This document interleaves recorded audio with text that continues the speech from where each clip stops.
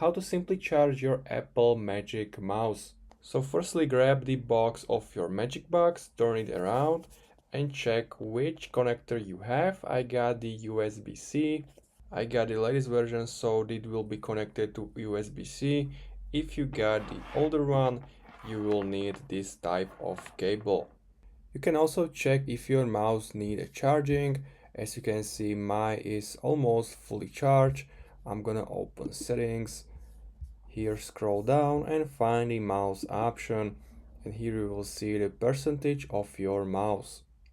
If you want to charge it, just grab your mouse and turn it off. And down here you will see the connector, so connect your cable to this place and now connect it to your computer. Grab the cable and connect it. Now if I turn on the Magic Mouse again, you will see that the Magic Mouse is charging. After a few minutes you can start using it. If you find this video helpful, please consider subscribing and see you next time.